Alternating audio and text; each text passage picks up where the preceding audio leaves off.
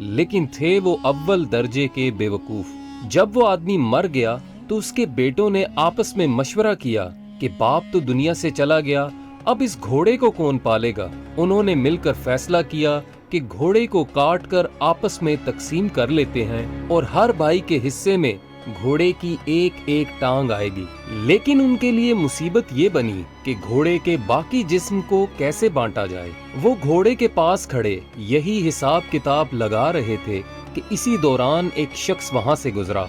उसने इन चारों भाइयों से पूछा, भाइयों, आप में किस बात पर आपस में इख्तलाफ है? मुझे बताओ, हो सकता है मैं तुम्हारे मसले का कोई हल निकाल सकूं। चारों भाइयों में से एक ने जवाब दिया, हम 4 भाई हैं, आप हमें बताएं हम इस घोड़े को आपस में बराबर कैसे बांटें।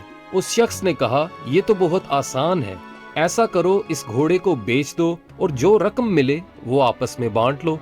चारों भाई इस बात पर राजी हो गए और घोड़े को बेचने के लिए शहर की तरफ रवाना हुए। सफर के दौरान वो जंगल से गुजरे तो वहीं उन्हें रात हो गई। चारों भाई दिन भर के थके हुए थे। वो जैसे ही लेटे उन्हें नींद आ गई। जब वो गहरी नींद में सो रहे थे तो रात के किसी पहर एक चोर वहां से गुजरा। उसने देखा कि चारों आदमी बेखबर सो रहे हैं और जोर जोर से खर्राटे ले रहे हैं। चोर आहिस्ता से घोड़े की तरफ बढ़ा, घोड़े की रस्सी खोली और आहिस्ता से घोड़े को भगा कर वहां से चला गया। थोड़ी देर बाद एक भाई की आंख खुली तो उसने देखा कि घोड़ा वहां से गायब है। फौरन उसने दूसरे भाइयों को भी जगाया और बताया कि हमारा घोड़ा चोरी हो गया है। एक भाई ने अंगड़ाई लेते हुए कहा, सो जाओ, रमजान खान ले गया होगा, सुबह देख लेंगे। सुबह जब चारों भाइयों की आंख खुली तो वो रमजान खान को ढूंढने निकल पड़े। रास्ते में उन्होंने एक ऊंट के पांव के निशान देखे तो उनमें से एक भाई कहने लगा, ये देखो ऊंट के पांव के निशान। दूसरे ने कहा, भाई ये किसी नर ऊंट के पांव के निशान हैं। तीसरा कहने लगा, ये ऊंट तो एक आंख से अंधा भी लगता है। अब चौथा बोला, रस्सी तोड़कर भागा होगा। फिर वो चारों आगे बढ़े। अभी कुछ ही दूर गए होंगे कि उन्होंने देखा कि एक शख्स परेशान हालत में आ रहा है। उसने इनसे पूछा, आप लोगों ने यहाँ कोई ऊंट तो नहीं देखा? इनमें से एक ने कहा, नर ऊंट। दूसरे ने कहा, एक आंख से अंधा भी था। तीसरे ने कहा, रस्सी तोड़कर भागा था। वो शख्स कहने लगा, तुम बिल्कुल ठीक कहते हो, ये बताओ ऊंट कहाँ देखा तुमने? उस पर उन्होंने यक जुबान होकर कहा, हमने ऊंट तो नहीं देखा, तुम आगे जाकर तलाश करो। वो शख्स कहने लगा, भाइयों, तुम्हारे पास ऊंट से मुतल्लिक इतनी मालूमात है और फिर भी तुम इनकार करते हो, भला ये क्या बात हुई? हो सकता है तुम लोगों ने ही मेरा ऊंट चुराया हो। चलो बादशाह के पास चलते हैं, वही इस बारे में फैसला करेंगे। चारों भाई और ऊंट का मालिक बादशाह के दरबार की तरफ रवाना हो गए। रास्ते में जमीन पर उन्हें किसी इंसान के पैरों के निशान नजर आए। चारों भाइयों में से एक ने कहा, ये औरत के पांव के निशान हैं। दूसरे ने कहा, ये घर से नाराज होकर निकली है। तीसरे ने कहा, भाई ये तो पेट से लगती है, यानी इसे बच्चा होने वाला है। बातें करते करते जब वो आगे बढ़े तो एक शख्स भागा भागा आया। उसने पूछा, भाइयों, रास्ते में तुम लोगों ने किसी औरत को तो नहीं देखा? एक भाई ने कहा, वो जो नाराज होकर घर से निकली थी। अब दूसरा भाई बोला, मेरे ख्याल में पेट से भी थी। उसने कहा, हाँ बिल्कुल दुरुस्त कह रहे हो। तीसरे ने कहा, रात के वक्त घर से भाग गई थी। हाँ बिल्कुल ठीक, ये बताओ वो कहाँ है? चारों भाइयों ने फिर से यक जुबान होकर कहा, हमने तो उसे नहीं देखा, जाकर कहीं और तलाश करो। वो शख्स कहने लगा, मैं तुम्हारी बात पर कैसे यकीन कर लूं?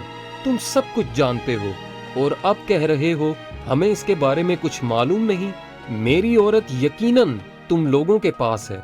वो भाई कहने लगे, अगर तुम्हें हम पर शक है और हमारी बात पर यकीन नहीं तो आओ हमारे साथ बादशाह के पास चलो ताकि वो इस मामले का कोई फैसला करे। अब वो शख्स भी इनके साथ चल पड़ा। चलते चलते वो एक शहर में पहुंच गए।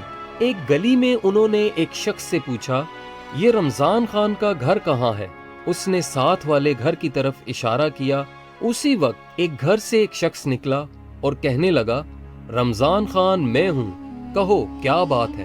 وہ بھائی کہنے لگے، کل رات تم ہمارا گھوڑا لے گئے تھے، وہ ہمیں واپس کر دو۔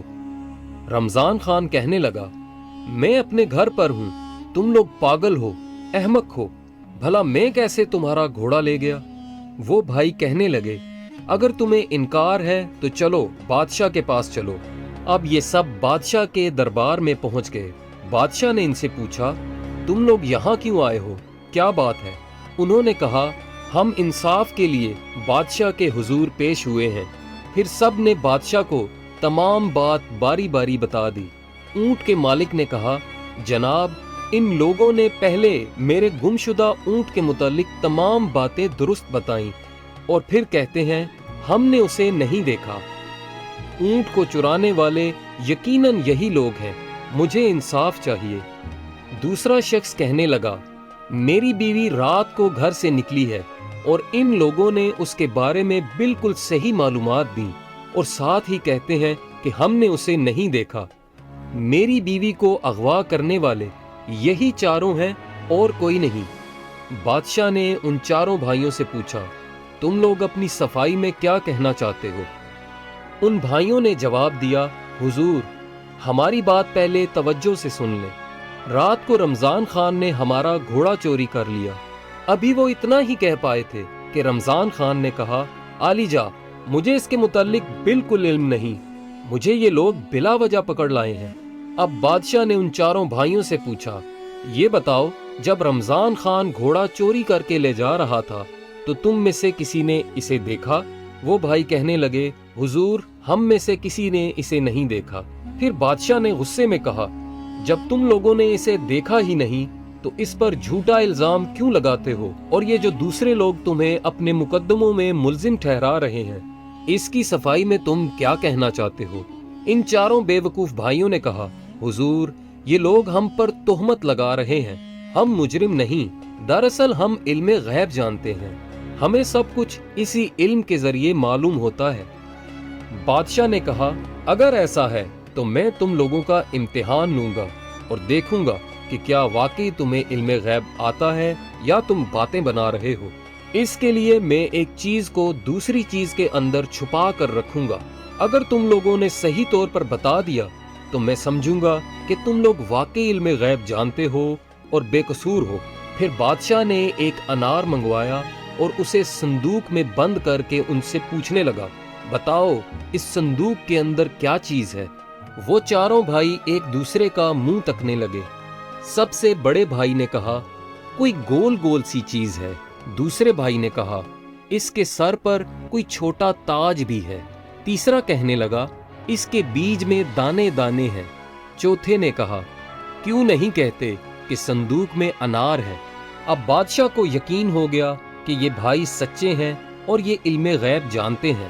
بادشاہ نے رمضان خان سے کہا کہ ان بھائیوں کا گھوڑا واپس کر دو یا اس کی قیمت ادا کرو، اور دوسروں سے کہا کہ جاؤ تم اپنا اونٹ اور یہ اپنی بیوی کو تلاش کرے، کیونکہ یہ بھائی واقعی علم غیب جانتے ہیں۔ رمضان خان سے گھوڑے کی قیمت وصول کر کے ان چاروں بھائیوں نے اس رقم سے بھیڑ بکریاں خرید